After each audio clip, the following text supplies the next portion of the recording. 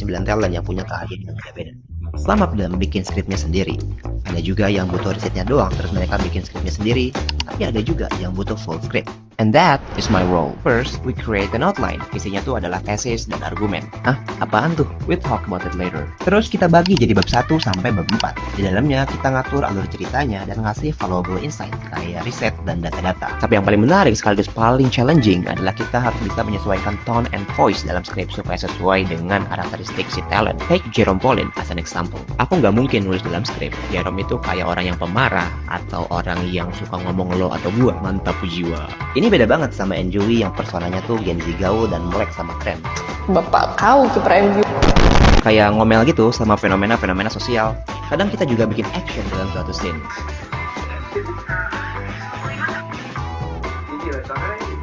Selain itu, konten-konten carousel yang sering kalian lihat di feeds Mangaka Project itu bikinan kita juga. Oke. Nah, kurang lebih itu salah satu konten yang dibuat di Instagram Mas Rehan. Nanti kita akan bedah lebih jauh terkait pembuatan konten ataupun penulisan skrip nantinya bersama Mas Rehan. Dan di sesi selanjutnya akan ada paparan dulu ya, sedikit dari Mas Rehan. Yang selanjutnya akan kita lanjutkan dengan sesi diskusi nantinya. Jadi teman-teman boleh disiapkan pertanyaan nanti untuk sesi diskusi. Kepada Mas Rehan, dipersilakan Mas. Oke, makasih banyak Mas Cahyudi. Terus makasih banyak juga. Katanya ini disponsorin juga sama Perpustakaan Bappenas. Aku makasih banyak banget udah diajak untuk ikut di sesi kali ini. Mungkin aku izin share screen dulu kali ya. Wait. Hmm.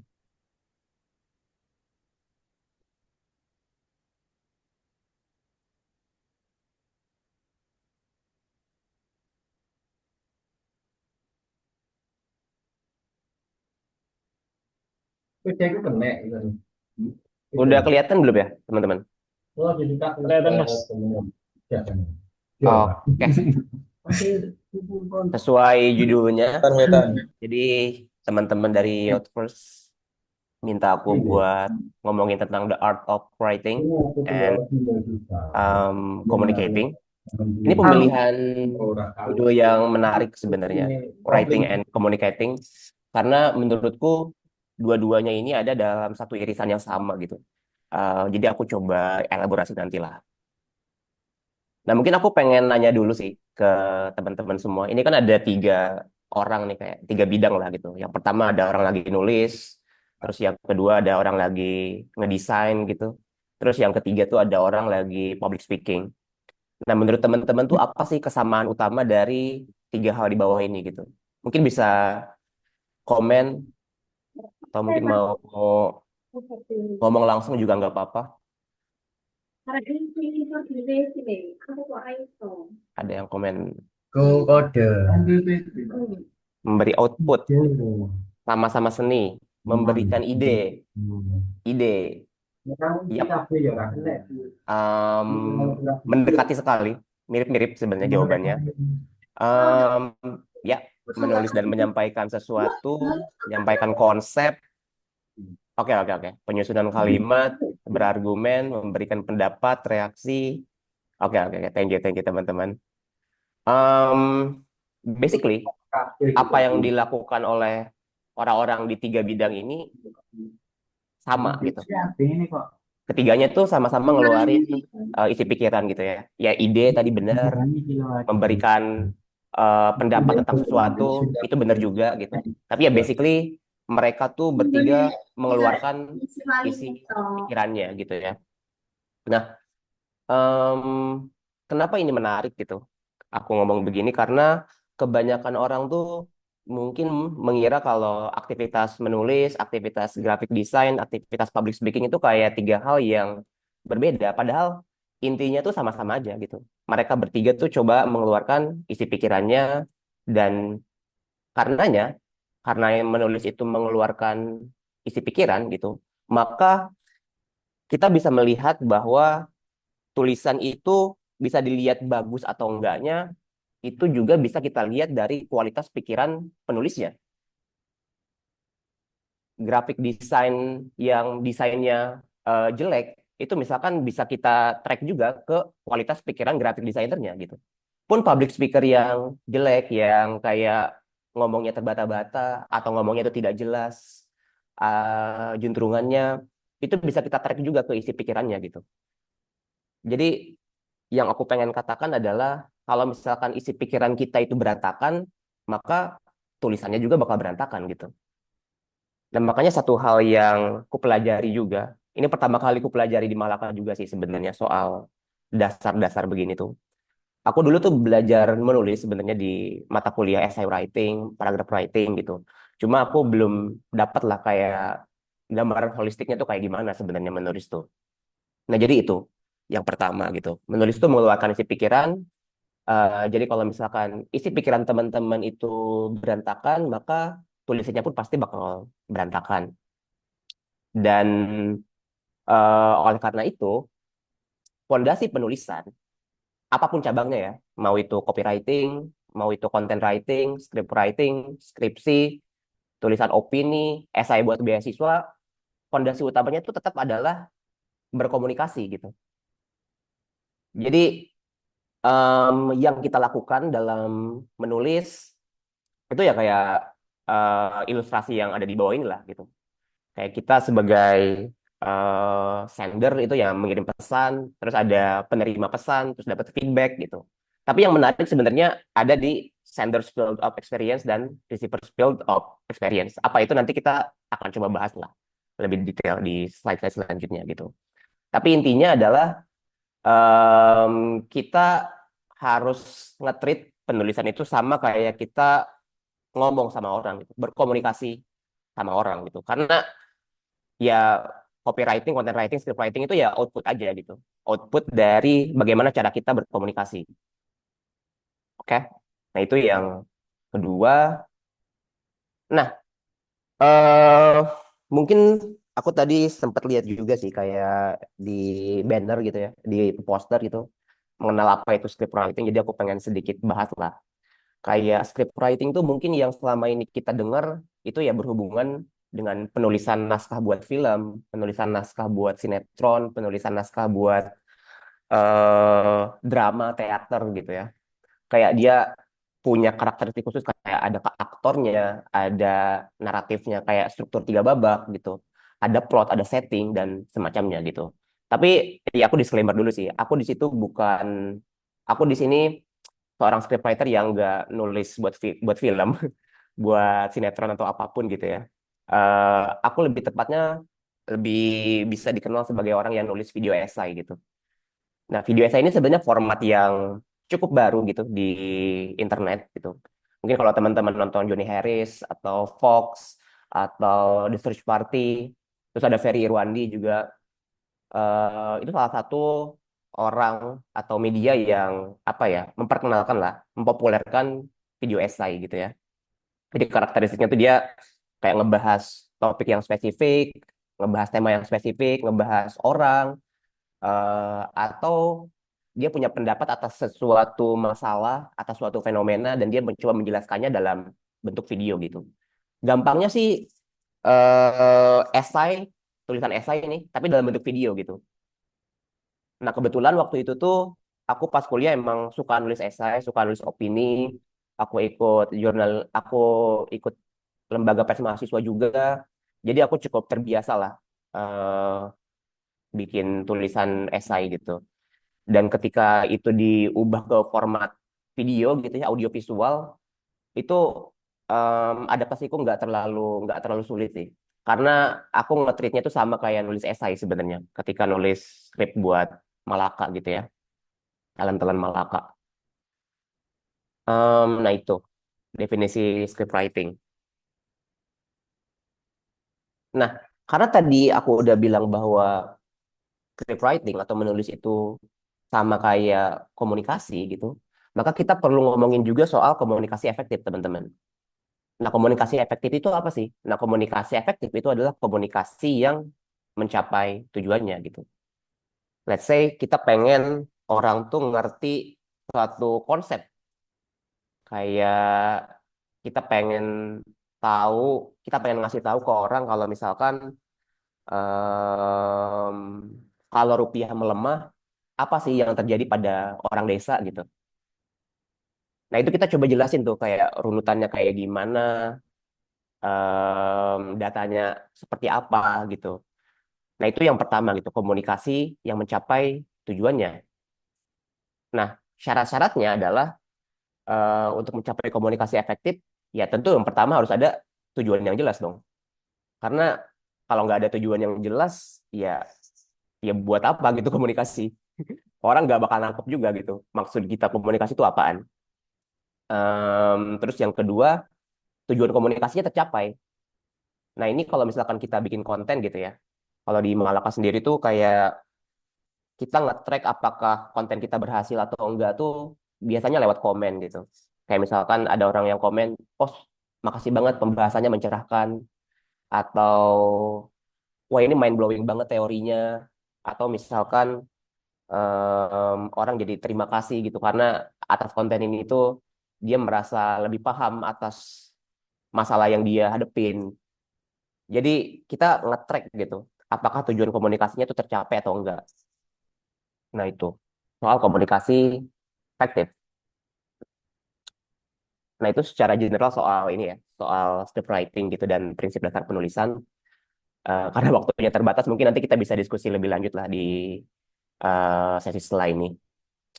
Nah, terus untuk workflow scriptnya sendiri, sebenarnya nggak yang terlalu rigid sih. Biasanya dari aku sendiri atau dari tim, kita punya banyak tim, terus kita biasanya ada meeting redaksi gitu, 1 minggu sekali. Itu biasanya kita berembuk lah, kayak, ini bahas apa ya enaknya minggu ini, talent ini harusnya bahas apa gitu. Nah, itu kita riset tuh, kayak yang menarik tuh apa aja. Nah, terus habis itu eh muncullah jadi ide kan. Kayak, oke, ini yang menarik tuh ini ide-idenya ini. Nah, setelah itu adalah kita coba apa ya? Coba untuk ramu lah. Kayak konten ini tuh kalau misalkan kita kasih ke audiens tujuannya apa gitu. Jadi apapun yang kita bikin konten baik di YouTube, baik di Instagram itu selalu apa ya? Selalu kita tanamkan dalam konten itu punya tujuan gitu. Apapun itu ya. Nah, setelah itu jauh lebih gampang sebenarnya. Habis itu kita bikin kerangka gitu. Mungkin tadi teman-teman udah lihat video yang sempat ditayangin sama Mas Cahyudi. Ya, kerangka itu ya basically bab 1, bab 2, bab 3, bab 4 gitu. Terus ada yang namanya tesis sama argumen.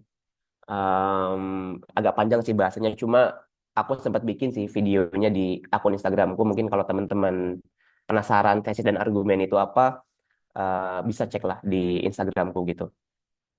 Nah, terus setelah kerangkanya selesai, barulah menulis gitu. Jadi proses menulis itu sebenarnya udah dimulai jauh sebelum kalimat pertama atau huruf pertama tuh ditulis. Kayak aku ngerasanya mungkin 80% aktivitas menulis itu yang membaca gitu. Baca-baca riset, kayak nentuin ini kalimatnya udah oke apa belum, nentuin framingnya udah oke apa belum, nentuin kayak apa ya kalau misalkan audiens dikasih konten kayak gini kira-kira mereka bakal ngerti nggak ya kira-kira maka mereka bakal engage gak ya gitu. Jadi itu soal workflow nulis script. Terus penggunaan AI ini juga ada di ininya ya, di poster kemarin gitu, apakah penggunaan AI ini diperbolehkan atau enggak gitu. Aku pribadi sih dalam konteks pekerjaan ya, aku selalu bilang kayak ya silakan-silakan aja gitu kalau misal teman-teman mau nulis apa mau menggunakan AI dalam pekerjaan. Di Malaka sendiri sebenarnya hampir semua departemen gitu ya, itu pakai AI gitu. Cuma kalau dalam departemenku gitu ya, departemen menulis, AI itu sebenarnya bisa memperpendek sebenarnya, kayak mempercepat lah proses nulis. Karena dia tuh berguna banget buat riset gitu. Terus kayak mengkoreksi typo. Kadang kan kalau misalkan kita nulis tuh suka kelewat gitu ya. Oh, ternyata ada salah kata nih, salah kalimat, ada kalimat yang kayaknya redundant gitu. Nah, AI itu berguna banget menurutku buat hal-hal seperti itu. nyari inspirasi juga bisa gitu. Tapi sebenarnya aku nggak pernah menyerahkan lah kayak tulisanku tuh sepenuhnya sama AI, karena menurutku AI itu belum mampu nangkep aspek kreativitas, belum bisa masuk ke aspek kedalaman emosi, terus nggak apa ya, nggak bisa masuk ke pemahaman konteks gitu. Itu menurutku tetap butuh skill dari penulisnya lah, skill dari orangnya gitu.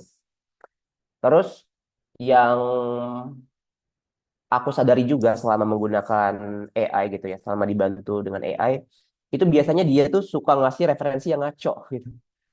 Suka ngasih referensi yang ngaco. Jadi kalau misalkan aku minta dia buat, tolong cariin riset dong tentang ABCD gitu.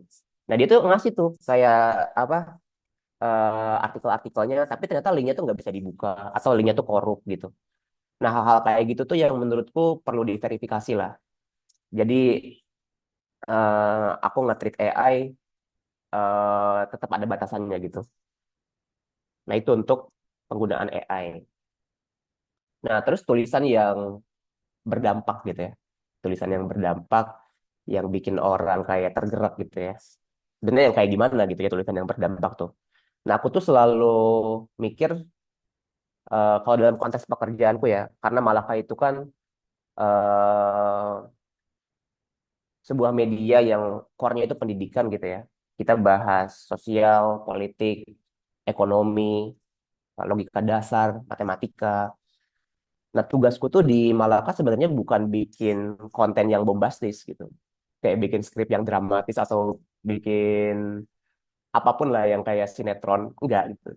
Tugasku di Malaka tuh ya gimana caranya bikin suatu ide itu jadi mudah dipahami sebenarnya. Kayak misalkan aku kan bukan lulusan matematika gitu, tapi gimana caranya aku bisa nulis skrip buat Jerome yang ya dia matematika banget gitu. Nggak ngerti aku kayak fungsi atau misalkan aljabar gitu yang lebih advance gitu, aku nggak ngerti gitu. Tapi di situ sebenarnya kayak challenge-nya tuh gimana caranya aku bisa mengkomunikasikan itu di saat aku sendiri belum ngerti gitu. Maka yang aku lakukan ya tentu ya, hal yang aku lakukan adalah aku mempelajarinya gitu. Kayak oh di sini aku jadi ngerti nih ternyata aljabar itu bisa dipakai buat ABCD gitu. Atau rumus matematika ini ternyata kalau dihafal doang tuh nggak bakal efektif gitu. Karena core dari matematika tuh adalah gimana caranya dia ngebantu kita berpikir lebih logis, membantu kita berpikir lebih terstruktur. Jadi kayak ada banyak lah hal yang aku pelajari ketika nulis skrip buat Jerome gitu. Karena itu yang paling melelahkan sih. Jadi itu. Nah setelah aku paham gitu, setelah aku memahami kayak idenya, barulah aku bisa mikirin gimana caranya ide ini bisa diterima, bisa mudah dipahami sama orang-orang lewat konten di YouTube-nya. Nah, biasanya di konten-konten di Malaka gitu ya, atau secara general lah gitu ya, kayak konten-konten di Fox, konten-konten yang quote-unquote bagus gitu ya menurutku, itu mereka biasanya nggak mulai dari teori, nggak mulai dari data yang berat gitu. Tapi justru mereka mulai dari sesuatu yang dekat sama kehidupan. Kayak ya masalah, terus kayak kita bangun rasa penasaran di situ, ngasih konteks, tampilin data, terus abis itu kita ajak berpikir gitu.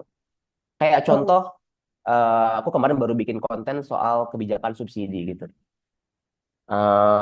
Apakah kebijakan subsidi itu benar-benar diperuntukkan untuk rakyat kecil? Karena kan kita mikir subsidi BBM, kita mikir subsidi listrik, itu sebenarnya kebijakan yang sangat menguntungkan rakyat kecil kan. Tapi ternyata hampir 60% dari subsidi energi gitu ya, yang mencakup listrik dan BBM itu justru nggak dinikmati sama orang-orang yang harusnya menikmati itu gitu. 60% justru dinikmati oleh kelompok menengah atas. Nah, jadi itu sesuatu yang bisa bikin orang kayak, lah, iya juga ya gitu. Kayak orang-orang kan tiap hari pakai BBM gitu, orang-orang tiap hari pakai listrik. Tapi mereka nggak nyadar gitu, mereka udah bayar pajak, tapi ternyata yang nikmatin tuh justru orang-orang yang nggak seharusnya dapat gitu. Nah, jadi hal-hal kayak gitu sih yang biasanya kita mulai mulai apa ya, mulai perkenalkan gitu dari konten, nggak langsung sama data, nggak langsung sama teori gitu. Karena kalau misalkan kita mulai konten dengan cara kayak kebijakan subsidi adalah kebijakan yang dilakukan negara sejak tahun bla bla bla bla, ia mencakup subsidi ABCD gitu. Itu kan nggak bikin orang ngerasa kayak anjir ini masalah yang dekat gini sama kehidupan kehidupan gua gitu. Tapi kalau kita mulai dengan yang tadi gitu, kayak tahu nggak sih sebenarnya kebijakan subsidi yang kita kira itu menguntungkan rakyat kecil, itu ternyata justru malah lari ke orang-orang menengah atas gitu. Orang-orang kan agak apa ya, terguncang mungkin ya kayak kok bisa gitu. Nah baru di situ kita ngasih konteks, terus ngambilin data, terus di situ kayak ngajak lah mereka berpikir gitu. Nah sederhananya sebenarnya tulisan yang berdampak itu adalah tulisan yang punya value buat pembaca gitu. Nah, value ini aku tuh baru tadi nonton video di YouTube itu. Itu bagus banget menurutku. Aku lupa judulnya. Cuma dia video itu udah 10 juta ditonton, profesor gitu di Universitas Chicago gitu. Dia bilang kalau tulisan yang bagus itu tulisan yang valuable itu nggak terletak pada kata-kata, nggak terletak pada susunan kalimat, nggak terletak pada persuasifnya suatu tulisan, struktur suatu tulisan, tapi justru dia harus mampu menjawab apa yang menjadi keresahan si pembaca tersebut gitu. Jadi kita harus nyari terus nih yang dirasakan pembaca tuh apa ya gitu. Yang selama ini jadi miskonsepsi pembaca tuh apa ya soal isu-isu tertentu gitu. Jadi iya persuasif itu penting. Punya struktur tulisan yang logis, koheren itu penting. Tapi yang paling penting adalah gimana tulisan itu mampu menjawab masalah si pembaca gitu. Nah di Malaka sebenarnya itu juga yang kita lakukan. Tuh, kayak misalkan kita banyak lah ngedibang konsep-konsep yang mungkin selama ini orang kira itu benar gitu. Kayak misalkan tadi gitu ya, kebijakan subsidi itu kita dibang, ternyata dia nggak menguntungkan rakyat kecil. Terus kita pernah dibang em, apa ya, ngomongin demokrasi lah kemarin gitu, soal selektorat teori. Itu ada di Instagramnya Malaka, Carousel. Kita ngomongin soal em, karena sistem demokrasi itu dia ini ya, karena sistem demokrasi itu dia em, bergantung pada suara mayoritas gitu. Sebenarnya konsekuensi apa sih yang bisa terjadi gitu? Kalau misalkan suara mayoritas ini ternyata let's say gitu ya, let's say nggak berkualitas lah gitu, maka apakah output kebijakannya akan sama gitu? Karena kan pemimpin-pemimpin kita tuh rely ke rakyat-rakyat ini kan. Kayak gimana caranya mereka bisa dapat suara sebanyak-banyaknya gitu. Nah, akhirnya kita di situ mikirin lagi gitu. Apakah demokrasi itu sesuatu yang quote unquote baik atau enggak gitu ya buat buat masyarakat gitu. Nah, kurang lebih kayak gini sih, kayak mulai dari ide, terus ketika ide itu dipahami, dia akan dibagikan, terus ketika dia dibagikan, dia akan didiskusikan, ketika didiskusikan, dia mengubah cara berpikir, terus ketika dia mengubah cara berpikir, dia bakal mengubah tindakan orang juga gitu. Makanya tadi aku bilang tugasku di Malaka tuh ya bikin orang tuh lebih memahami lah ide yang akan disampaikan gitu. Karena kalau orang nggak paham ya orang nggak akan peduli gitu. Kalau nggak peduli ya nggak akan ada perubahan gitu. Nggak ya gitu-gitu aja.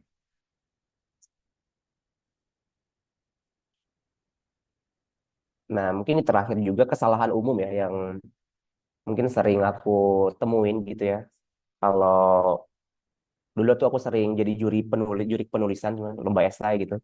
Kayak banyak banget orang yang terlalu banyak nulis istilah teknis kayak nggak dijelasin gitu. Ini tuh misalkan selektorat teori itu apa gitu ya.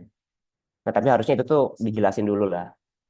Terus suka ngasih data tanpa konteks, ya kayak yang tadi misalkan kalau misalkan kita tiba-tiba disodorin data nih gitu, iya siapa yang mau baca anjir?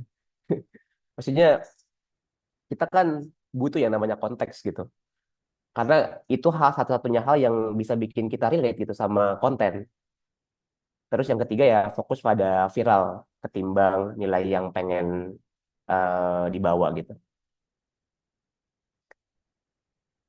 Oke, itu sih sebenarnya yang pengen aku sampaikan di materi kali ini. Sisanya mungkin kita bisa diskusi sih.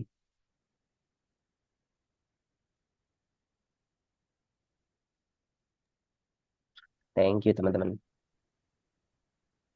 Oke, terima kasih Mas Rehan. Kita berikan plus dulu teman-teman untuk Mas Rehan menggunakan fitur di Zoom.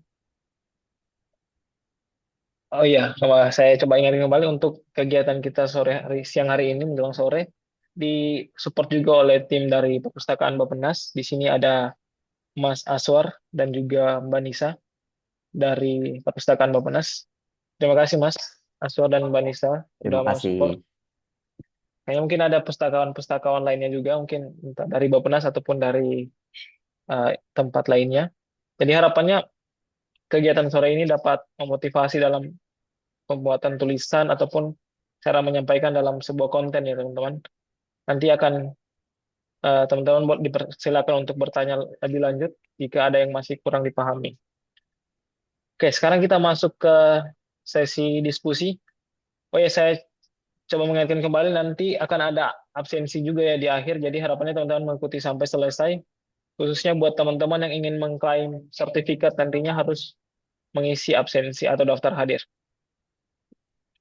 Oke teman-teman, sekarang kita masuk ke sesi diskusi yang mungkin sudah ditunggu-tunggu oleh teman-teman semua. Buat teman-teman yang ingin menanyakan kepada Mas Rehan, boleh raise hand ataupun bisa melalui fitur chat pada Zoom. Dipersilakan buat teman-teman. Jika ada yang ingin bertanya, boleh raise hand dulu ya, supaya lebih tertib. Oke, dari Mas Bagus, Betul. dipersilakan. Mas.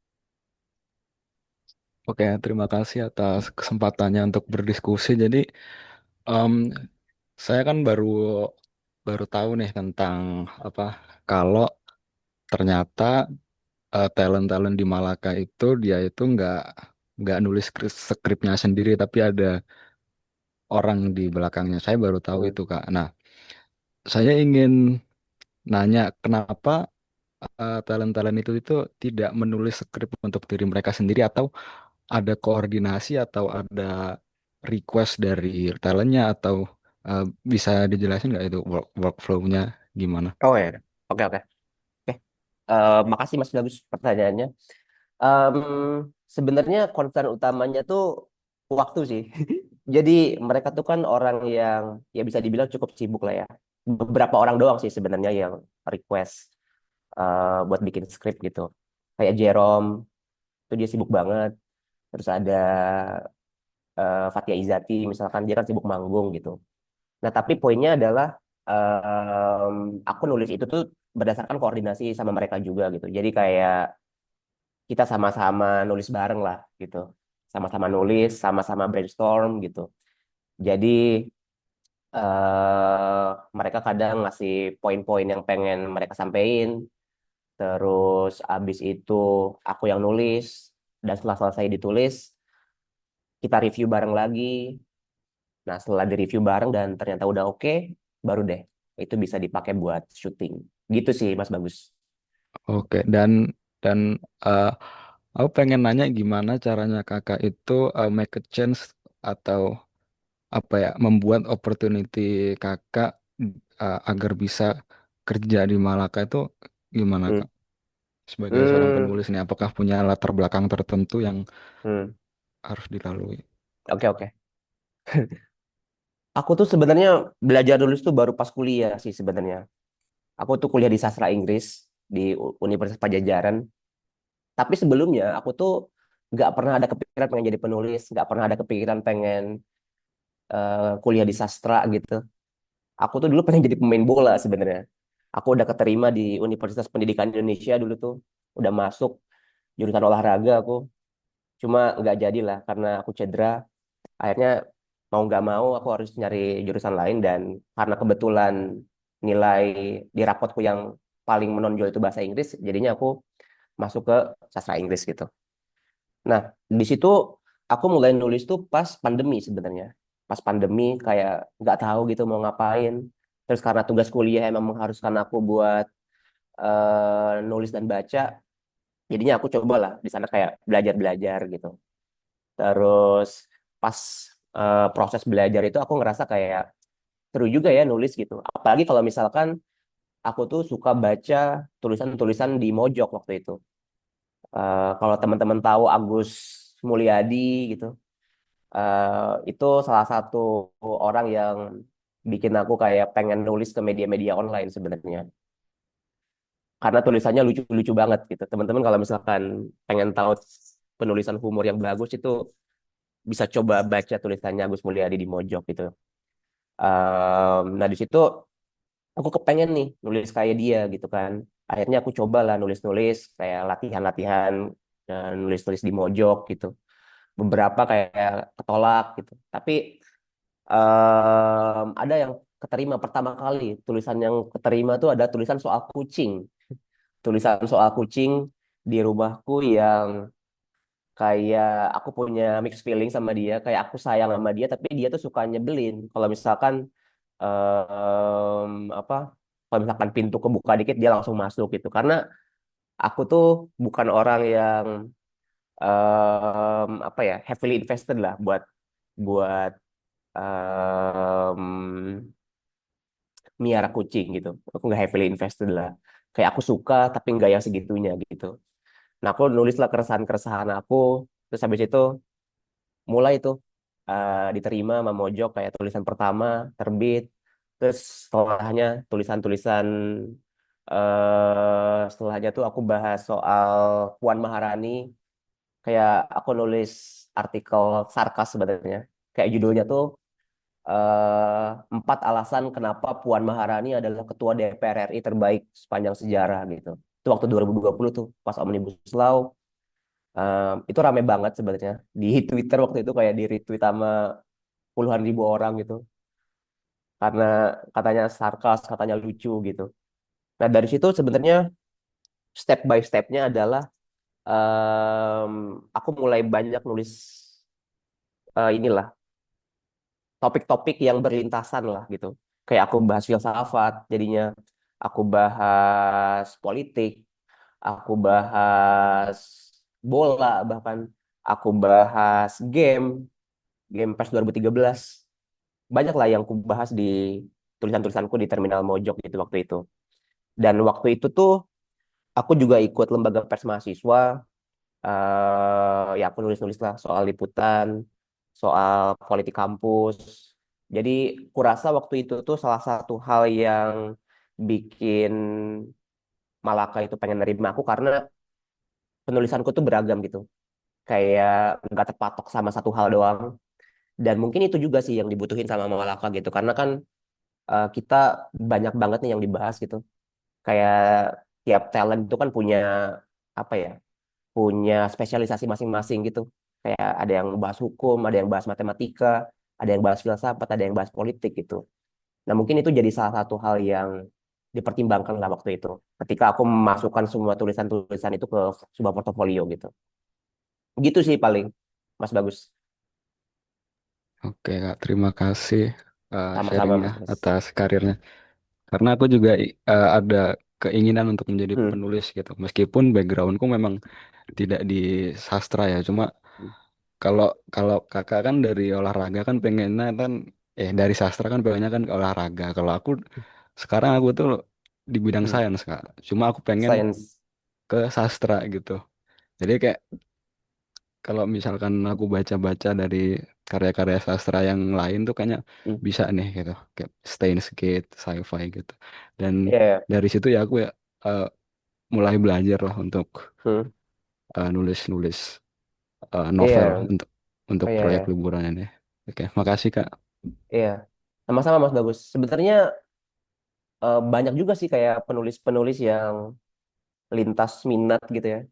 Kayak jurusannya apa, tapi nulis novel gitu. Kayak Yusi Apianti Pareanom tuh, dia kan lulusan apa ya, teknik geodesi kalau nggak salah di ITB gitu. Tapi dia nulis novel bagus banget gitu.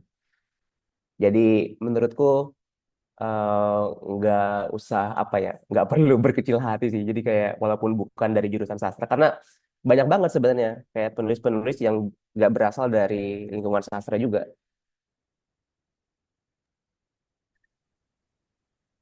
Oke, gitu sih. sepertinya sudah cukup menjawab. Terima kasih Mas Bagus atas pertanyaannya dan Mas Rehan atas jawabannya.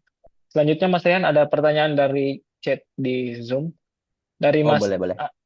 Ansar Rahman. Ada pertanyaan, apakah ada perbedaan dalam menulis untuk konten serius seperti yang di Malaka dengan menulis dalam konteks kreatif seperti konten kreator di YouTube yang sering menggunakan elemen-elemen meme? Dan bagaimanakah langkah konkretnya ketika hasil dari brainstorm diterjemahkan ke dalam naskah? Itu yang pertama. Terus yang kedua dari Mbak Stefani. Halo Mas, thank you untuk sharingnya. Saya mau bertanya untuk bisa membuat sebuah skrip, pasti harus ada riset dulu. Kalau di rata-rata, berapa lama riset yang Mas lakukan secara pribadi Hmm. untuk membuat sebuah skrip? Dan sedalam apa risetnya? Thank you, Mas. Oke, dipersilakan Mas Rehan untuk menjawab dua pertanyaan. Oke, mungkin aku jawab dulu dari pertanyaan Mas Anzar gitu. Apakah ada perbedaan untuk menulis konten serius seperti yang dimalukan dengan menulis dalam konteks kreatif seperti konten kreator di YouTube yang sering menggunakan elemen-elemen meme? Hmm, sebenarnya di Malaka sendiri tuh salah satu hal yang sering kita pakai gitu ya, buat bikin orang mau nonton, buat bikin orang mau baca itu justru kita juga sering pakai meme. Kita sering pakai meme, jadi em, walaupun konten itu isinya serius gitu ya, secara substansi serius, kita selalu mencoba me- menyampaikannya tuh dengan cara yang apa ya, bahasanya menyenangkan kali ya, dengan cara yang bikin orang tuh nggak drained, bikin orang tuh nggak yang ngerasa kayak digurui gitu ya. Em, kayak inilah contoh yang paling bagus tuh kok bisa gitu. Itu kan mereka bikin konten-konten ya itu sains sains yang berat gitu, tapi mereka mampu mentranslasikannya itu jadi konten yang mudah dicerna gitu ya. Nah, untuk perbedaan mungkin Mas Andar tuh mungkin aku nangkapnya sih kayak konten komedi kali ya. Apa beda dalam nulis konteks serius atau konteks komedi? Aku nangkapnya gitu ya dari Mas Andar. Tapi mungkin nanti Mas Andar bisa sharing apakah itu benar gitu. Um, basically sebenarnya perbedaannya tuh nggak terlalu ini sih, nggak terlalu kentara sebenarnya. Menulis skrip buat konten serius ataupun buat em, konten komedi, kita tetap butuh yang namanya tesis, kita butuh argumen-argumen yang mendukung tesis tersebut gitu. Cuma ya isinya kan yang beda gitu. Jadi sebenarnya menurutku nggak ada yang jauh banget lah antara konten serius ataupun konten komedi gitu dalam konteks ini ya, dalam konteks video di YouTube gitu. Cuma treatmentnya aja pasti beda sih. Terus gimana langkah konkretnya ketika hasil dari brainstorm itu diterjemahkan ke dalam naskah gitu ya. Em, kalau dari pengalamanku pribadi gitu ya, ketika hasil brainstorm itu udah ada gitu, udah jelas nih mau bahas A misalkan gitu ya. Itu yang pertama kulakukan adalah tentu saja mendalami topik tersebut lebih apa ya, lebih lebih mendalam lah gitu. Kayak hasil dari brainstorm itu kan mungkin kayak fragmen-fragmen kecil doang gitu. Nah, aku kayak mencoba nyari tahu ada nggak sih kayak counter argumennya. Kayak misalkan em, aku mau bahas tentang apa ya contohnya ya. Mau bahas tentang apa ya yang ini ya.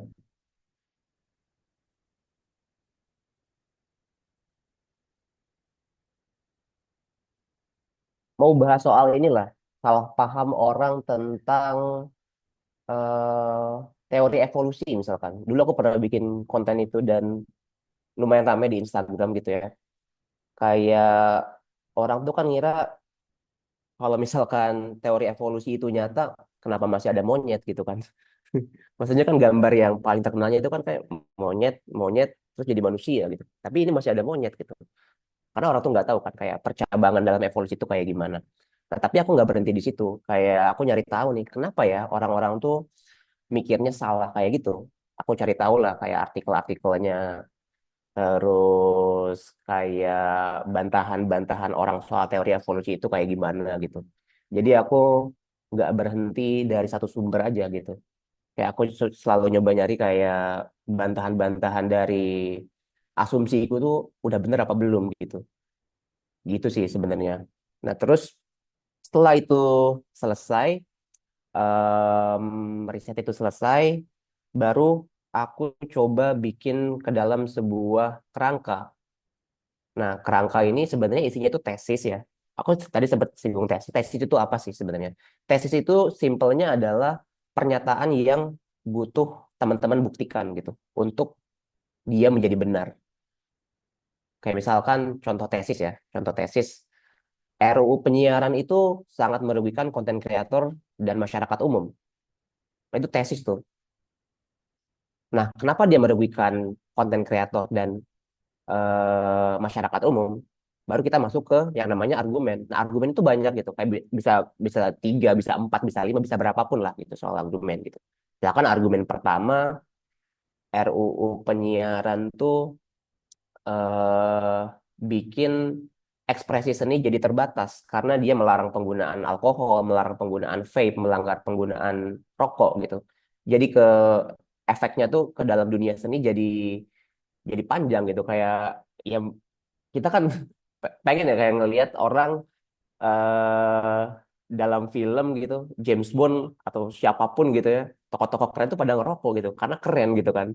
Tapi sebenarnya poinnya bukan itu. Poinnya adalah di eh, pembatasan pada ekspresi kesenian gitu. Terus itu argumen pertama.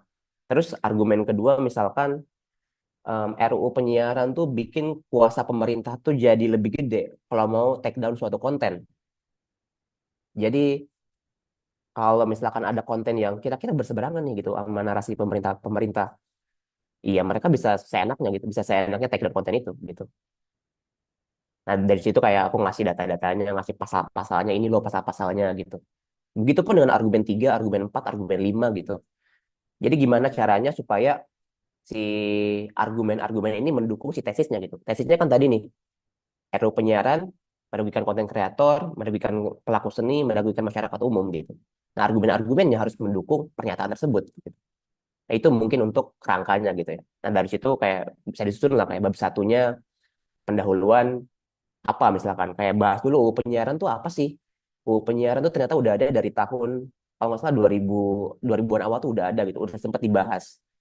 Tapi ternyata mandek, terus kayak jelasin kenapa dia baru ada sekarang gitu.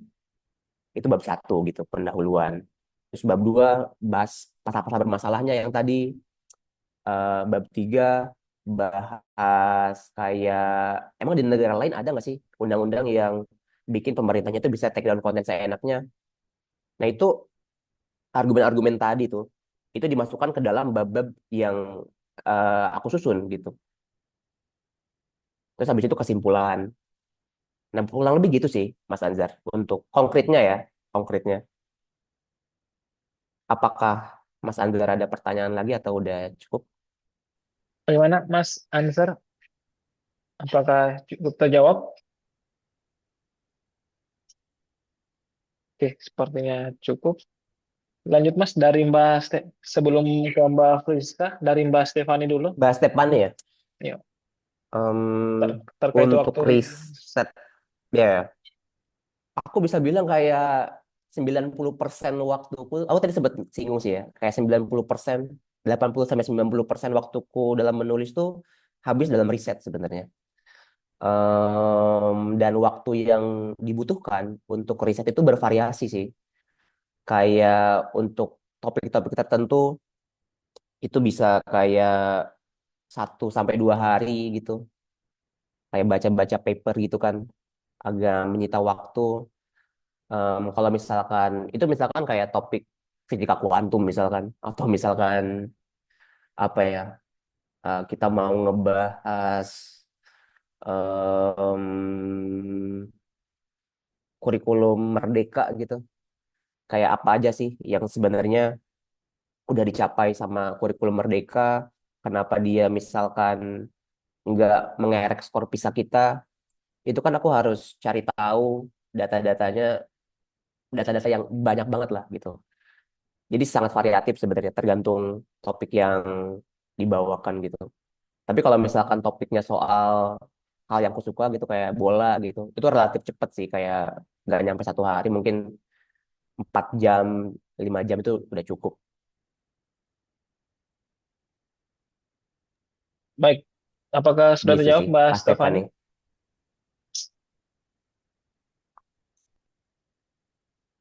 Oke, sepertinya juga. Oke, terima kasih Mbak. Selanjutnya dari Mbak Friska, dipersilakan Mbak untuk bertanya. Oke, terima kasih buat panitia dan Kak Rehan.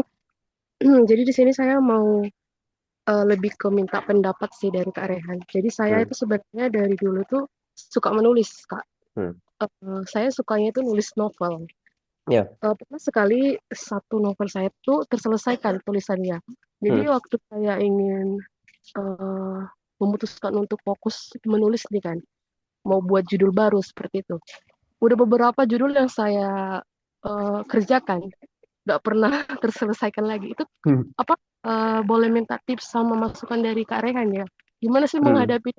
Karena saya kalau dari pertengahan ini kan Kak, kayak tiba-tiba itu kayak ngeblank, hilang hmm. ide gitu. Boleh diminta pendapat dan masukannya. Thank you. Oke, writer's block ya namanya. Em, Gimana ya? Em, Mungkin ini tuh jawaban yang tidak otoritatif gitu ya, karena aku sendiri nggak pernah nulis novel gitu. Aku cuma dulu tuh nulis cerpen doang. Jadi kayak struggle-nya tuh aku kurang apa ya, kurang bisa menghayatinya gitu ya. Tapi kalau misalkan dari teman-temanku gitu ya, kayak dari mentorku, Dea itu, Dea Nugra, dia bikin novel juga kan kemarin. Itu aku kebayang juga sih kayak proses dia nulis novel tuh sangat-sangat apa ya, susah. Terus kayak apa ya, kayak menyiksa diri kali ya. Aku ngelihatnya kalau dengar cerita orang yang nulis novel tuh kayak menyiksa diri. Kalau misalkan ya baik lagi ya, ini jawaban yang mungkin tidak otoritatif gitu karena aku belum pernah nulis novel gitu. Coba kalau boleh saran sih ya, mungkin hal yang bisa dilakukan tuh adalah em, kalau misalkan aku ada di posisi Kak Friska ya, kalau aku ada di posisi Friska, terus kayak aku nggak bisa nyelesain suatu novel, itu kayaknya aku bakal ini sih, kayak kayak ini sih, apa, baca buku-buku lain sih kayaknya ya.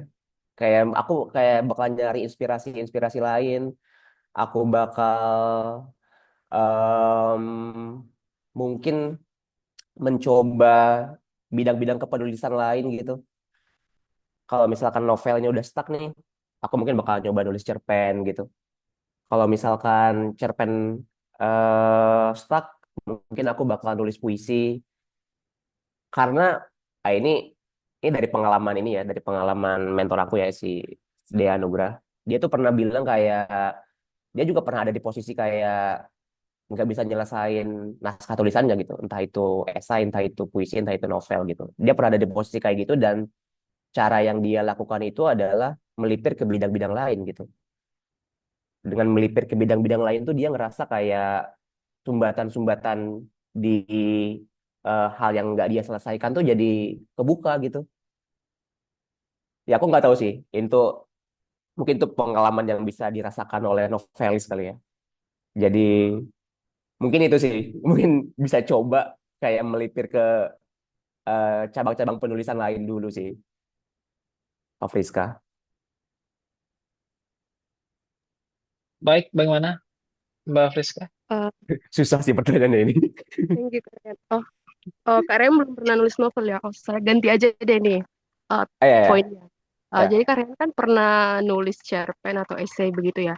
Saya mau ya. tanya di Kak Reannya, pernah nggak ngalamin waktu nulis cerpen atau esai tiba-tiba tuh hilang ide, stuck waktu di tengah. Nah, jadi Hmm, aku memutuskan untuk mencari inspirasi lain dan kemudian hmm, melanjutkan tugas yang tadi atau ganti topik, ganti dari ulang dari awal atau gimana? hmm. Kalau esai gitu ya, esai itu lebih praktik sih. Aku tuh kalau misalkan stuck di tengah-tengah gitu, nggak tahu mau nulis apa lagi. Itu menurutku ya, kalau konteksnya tulisan esai, kita basically kurang baca sebenarnya. Kalau misalkan kita nggak tahu apa lagi yang mau ditulis gitu, kita kurang baca, em, kita kurang riset gitu, kita kurang memahami juga sebenarnya apa yang mau disampaikan, karena nggak tahu mau disampaikan jadi bingung sendiri gitu. Apalagi yang mau ditulis ya gitu. Nah mungkin itu tuh jadi problemku juga waktu itu. Makanya aku sekarang tuh enggak sih. Dulu-dulu tuh aku disiplin banget soal nulis kerangka dulu. Supaya aku paham nih kayak di bab ini tuh mau mau ngomongin apaan. Di bab 2 mau ngomongin apaan. Di bab 3 ngomongin apaan gitu. Jadi aku udah punya bayangan lah kayak di setiap bagian tuh aku mau nulis apa gitu. Itu soal esai ya gitu. Taktikal sebenarnya. Terus kalau cerpen dia lebih susah lagi ya sebenarnya. Karena dia kayak mungkin baca lebih banyak tuh nggak bisa menyelesaikan masalah ini gitu. Dan mungkin ada juga kayak masalah-masalah yang di luar penulisan, mungkin ada masalah pribadi kah yang bikin kita ke distract, perasaan yang mungkin belum selesai gitu sama siapapun itu gitu yang bikin tulisannya juga bikin kita males lah gitu buat nulis atau bikin kita lost gitu dalam tulisan. Waktu itu tuh aku nulis cerpen pas kuliah sebenarnya, untuk tugas kuliah dan alhamdulillahnya sih aku nggak pernah, belum kali ya, nggak ngerasa ada di situasi kayak anjir aku bingung gitu mau nulis apa, karena waktu itu aku udah tahu gitu yang mau aku omongin apa, yang eh, karakterku tuh mau apa, obstacle-nya apa, aku kayak udah ngeplot gitu, kayak di bagian ini ya sama kayak Esa gitu, aku udah ngeplot di bagian prolog itu apa, di bagian isinya tuh apa nih gitu, di babak kesekian tuh akan ada apa gitu. Jadi kayak aku meminimalisir hal itu tuh dengan bikin kerangka sebenarnya kalau cerpen ya. Jadi relatif, bukan gampang sih ya, relatif lebih inilah, bisa menghindari writer's block. Itu sih.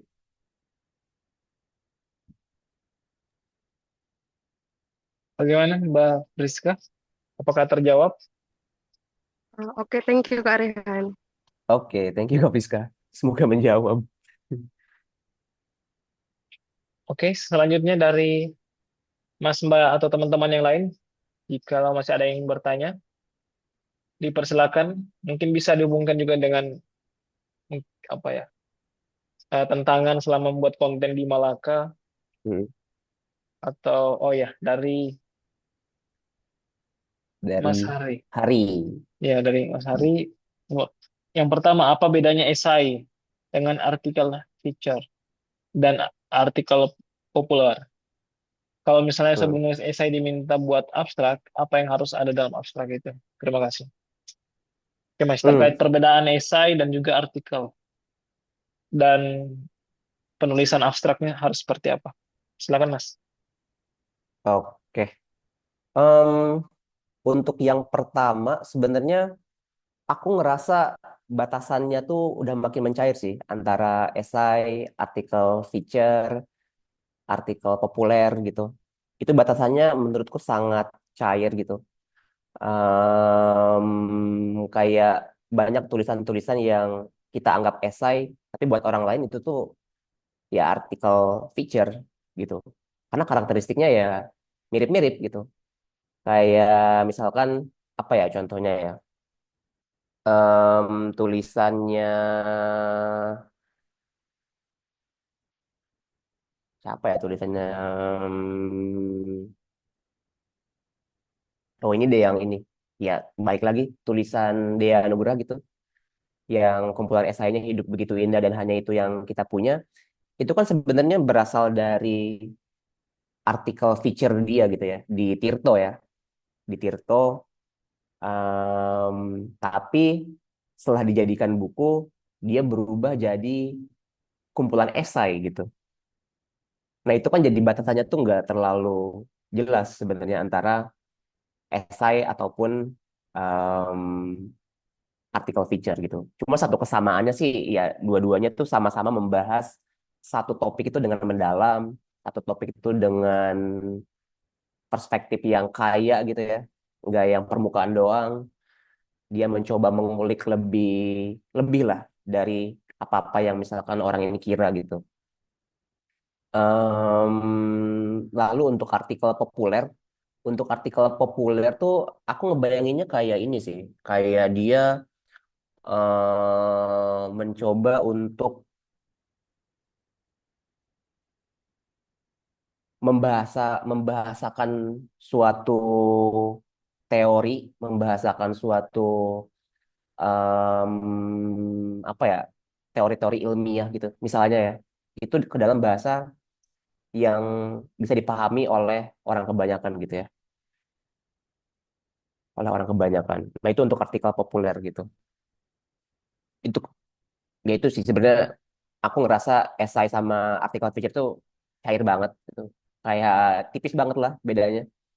Terus artikel populer ya tadi dia mencoba untuk mempopulerkan lah atau membahasa membumikan lah bahasa-bahasa yang mungkin sebelumnya tuh terdengar jauh dari orang-orang jadi lebih dekat gitu, lebih relate ke kehidupan sehari-hari. Nah, terus yang kedua, kalau misalnya sebelum nulis esai diminta buat abstrak, apa yang harus ada dalam abstrak itu? Hmm, mungkin ini maksudnya artikel ilmiah kali ya. Karena waktu itu tuh aku nulis esai kayaknya nggak perlu ada abstrak deh gitu.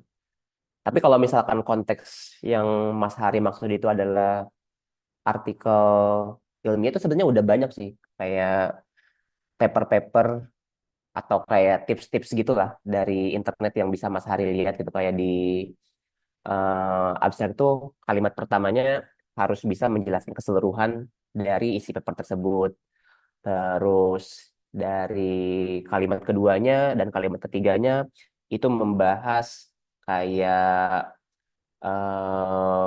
rumusan masalahnya apa dalam satu sampai dua kalimat. Terus kalimat seterusnya itu ngebahas metode penelitiannya. Terus habis itu membahas kayak gambaran besar hasilnya tuh kayak gimana. Kayak gitu sih sebenarnya kalau abstrak sebenarnya. Gitu sih Mas Hari. Oke, terima kasih Mas Rian. Gimana Mas Hari dengan jawabannya? Apakah sudah cukup? Oke, sudah. Oke, selanjutnya dari Mas Arif, izin bertanya menurut kalian, peluang pekerjaan menjadi copywriter, scriptwriter, dan sebagainya, apakah masih cukup besar di Indonesia? Mengingat perkembangan AI yang sekarang semakin pesat. Apakah ada kemungkinan pekerjaan ini bakal tergeser dan kecerdasan buatan dalam beberapa tahun ke depan? Terima kasih, Oke, Kak. oke. Oke, Bagus nih silahkan. pertanyaan. Jadi mungkin sebelum kita ngomongin copywriter, scriptwriter gitu ya, profesi-profesi dari berbagai macam cabang kepenulisan, aku ngerasa justru menulis itu adalah skill yang harus dimiliki oleh semua orang gitu. Terlepas apapun pekerjaannya ya, terlepas apapun profesinya. Dan ini sebenarnya jadi makin lebih penting di era AI kayak sekarang karena em, AI itu ketergantungan sama AI itu bikin kemampuan berpikir kita tuh makin luntur. Kayak misalkan mau nulis soal apa gitu ya, nulis soal misalkan kebijakan pemerintah gitu ya, ya kita ya tugas lah kayak tugas kuliah misalkan gitu, disuruh bikin esai soal kebijakan pemerintah, tapi kita mengoutsource pikiran kita tuh ke AI dan akhirnya ya sebenarnya yang kita dapetin dari tugas itu tuh nggak ada gitu. Padahal kan esensi dari tugas kuliah, skripsi atau apapun itu kan mengasah kemampuan berpikir ya. Maksudnya entah outputnya itu benar, entah outputnya itu masuk akal atau enggak, at least kita tuh berusaha untuk berpikir dengan otak kita sendiri gitu. Nah, menurutku em, itu satu hal yang sangat penting. Kayak kita sekarang tuh jadi lebih mudah menyerahkan semuanya itu ke AI gitu. Sehingga kita tuh suka apa ya? Suka minder kali ya. Bukan minder sih, lebih tepatnya karena kita sering menyerahkan semua pekerjaan, semua hal itu dikerjakan sama AI, kita jadi nggak punya kemampuan untuk berpikir lagi gitu. Nah, untuk pertanyaan soal apakah menjadi copywriter, scriptwriter masih cukup besar di Indonesia mengingat perkembangan AI makin pesat, aku nggak punya datanya sih sebenarnya. Apakah sekarang tuh di mata perusahaan, di mata market copywriter atau scriptwriter itu masih seksi. Tapi menurutku copywriter ataupun scriptwriter yang dia punya thinking skill yang bagus gitu ya. Dia mampu berpikir runut, dia mampu berpikir logis, dia mampu berpikir terstruktur, dia bisa ngambil kesimpulan dengan benar. Itu tuh sulit banget buat dia tergantikan gitu. Sulit banget buat dia tergantikan. Karena dia nggak hanya ngerti gimana tulisan itu bisa bagus gitu.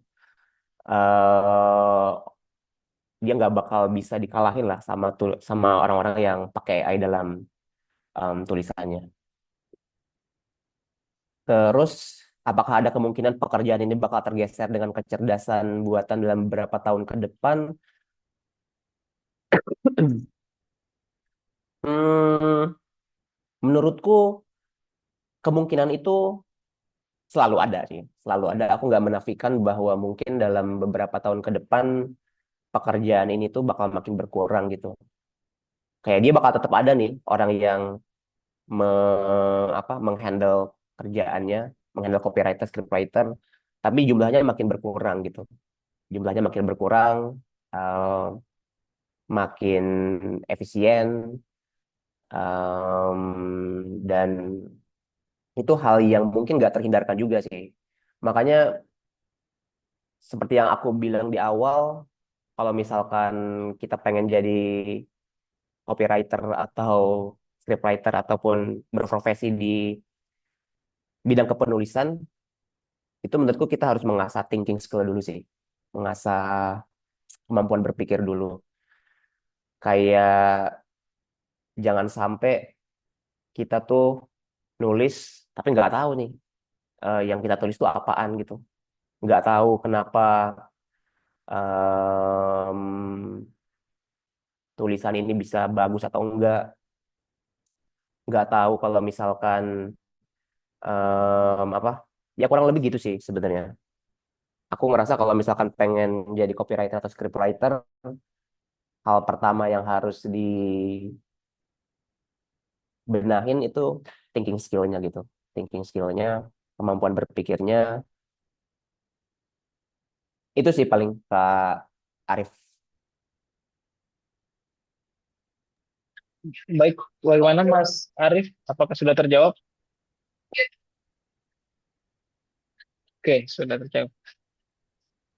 Selanjutnya, mungkin dua pertanyaan lagi dari Mas Mbak yang masih ingin bertanya, dipersilakan baik lewat kolom chat ataupun bisa menanyakan langsung, bisa raise hand terlebih dahulu.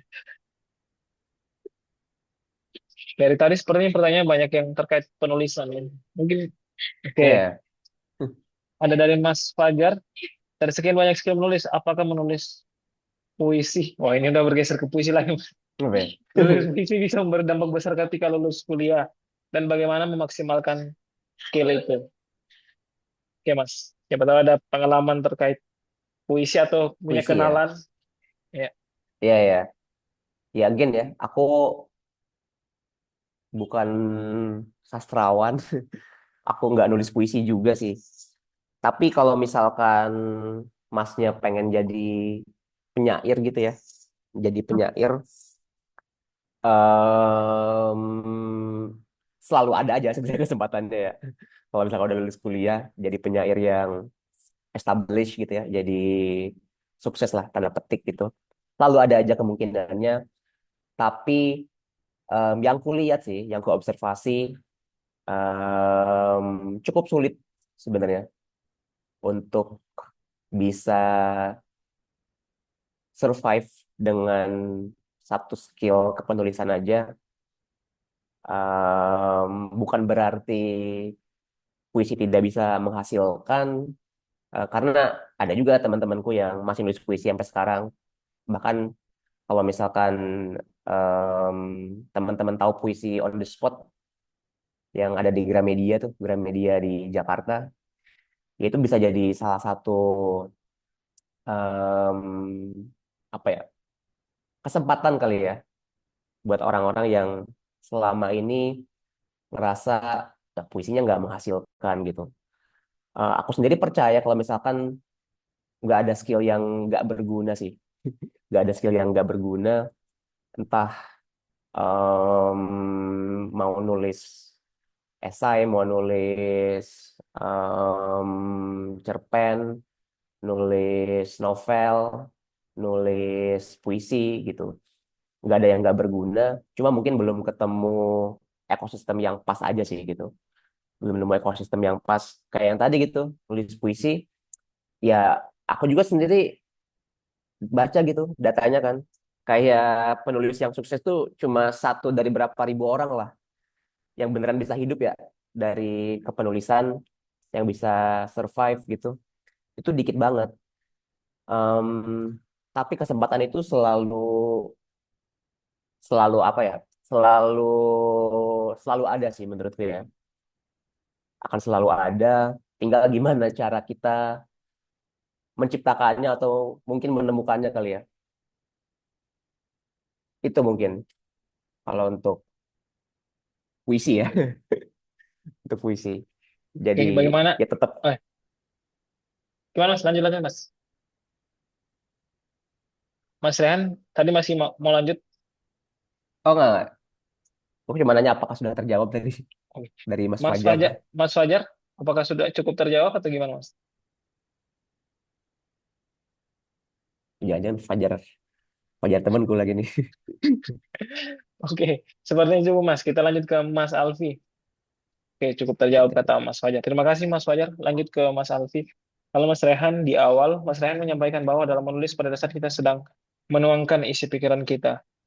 Kemudian Mas menekankan bahwa dalam menilai kualitas suatu tulisan, kita bisa melihat dari apakah pikiran kita tertata atau enggak.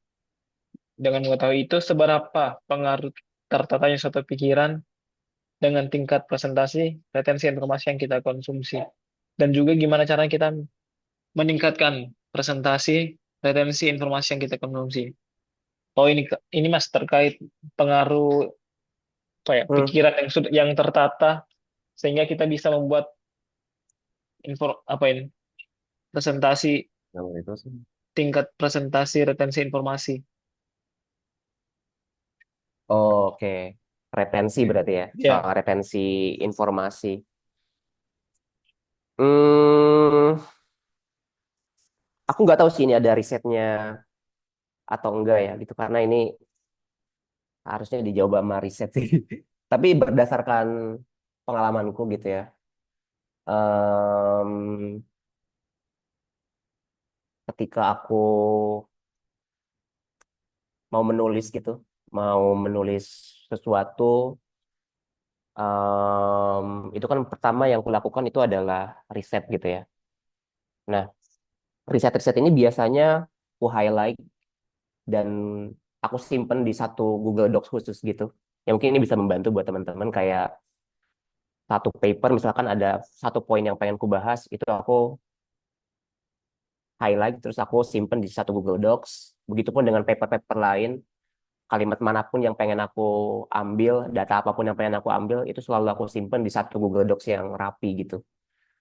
Jadi em, sewaktu-waktu aku nggak lupa nih, retensiku terhadap informasi itu bisa diminimalisir lah, diminimalisir sama Google Docs yang aku bikin.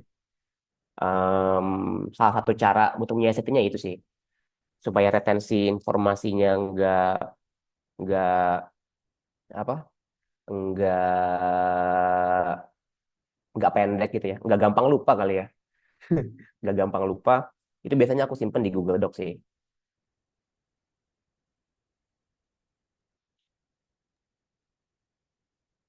Gimana Mas Alfi, apakah cukup terjawab?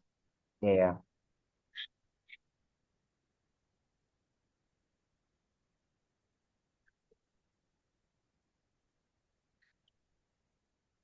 Oke, sepertinya sudah. Oke, mungkin satu orang lagi dari Mas Mbah yang mungkin tantangan atau risiko sebagai seorang penulis, apalagi kalau menulis konten seputar politik ya di zaman sekarang kayaknya risikonya lumayan. Mungkin Iya. mungkin ada yang menanyakan Iya. hal seperti itu atau hal-hal yang risiko-risiko yang dialami seorang penulis konten kreator, konten kreatif. Ayo Mas Mbak, satu orang lagi terakhir. Nanti kalaupun ada pertanyaan lanjutan, teman-teman boleh bertanya langsung ke Mas Raihan, Instagramnya @raihan RGP ya Mas. Iya, iya. Boleh, boleh, boleh banget. DM aja, santai.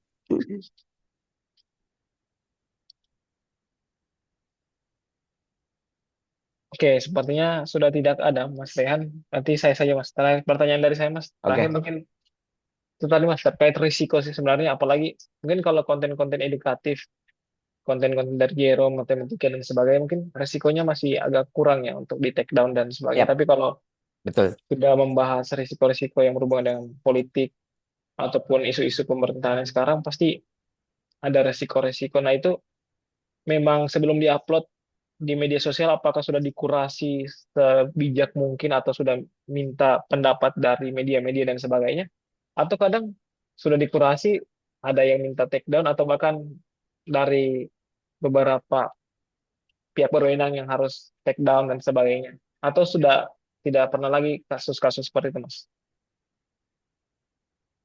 Hmm, aku nggak tahu sih ya kalau di media lain, cuma kalau di Malaka sendiri, kalau misalkan ngomongin konten politik itu bener ya, sangat sensitif, risiko untuk jadi permasalahan yang besar itu selalu ada. Makanya satu hal yang selalu kita terapkan gitu, yaitu approval-nya tuh berlayer lah, kayak selalu berlapis gitu loh. Karena kadang satu kalimat yang keliru gitu ya, bukan keliru sih, mungkin sensitif kali ya. Bagi ya itulah, mungkin itu bisa jadi suatu masalah lah, sumber masalah gitu. Nah, tapi cara menyiasatinya sebenarnya selalu ada ini sih, selalu ada verifikasi berlayer sih.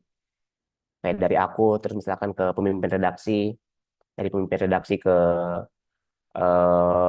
yang lebih atasnya lagi gitu ya. Nah, biasanya itu cukup ini sih, cukup bisa meminimalisir lah.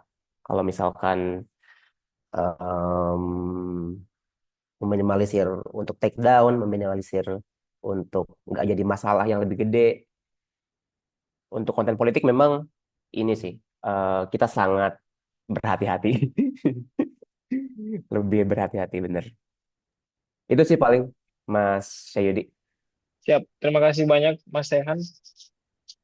Oke, terima kasih juga Mas Mbak semuanya yang sudah banyak bertanya dan mengikuti diskusi kita sampai saat ini. Sebelum kita mengakhiri diskusi, kita akan ada penyerahan sertifikat dulu secara simbolis karena kita melalui fitur daring. Saya izin share sertifikatnya dulu. Oke, nah ini dia sertifikatnya dan Mas Rehan. Nanti akan ada link absen juga ya teman-teman untuk yang dikirim oleh panitia untuk di Gokil. Zoom chat. Nanti ya sertifikatnya kalau mau titip printnya, semoga kita boleh bisa ketemu langsung lah nanti sama Mas Rehan Ya harapannya ke depannya Youthverse juga akan ada kegiatan-kegiatan offline juga supaya lebih interaktif ya. Namun kita akan lihatlah perkembangan ke depannya.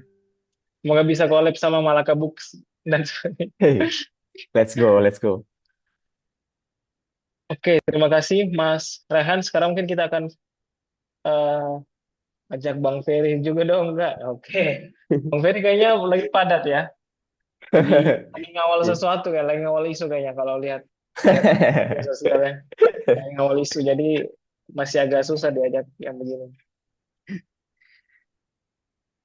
Oke Mas, mungkin kita akan masuk ke sesi foto bersama dulu, dan buat teman-teman untuk klaim sertifikat tolong diisi daftar hadirnya ya, karena yang mendapat sertifikat adalah orang-orang yang mengisi daftar hadir dan juga mengikuti kegiatan sampai selesai.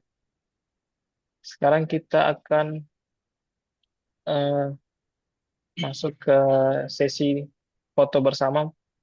Silakan teman-teman untuk menyalakan kameranya.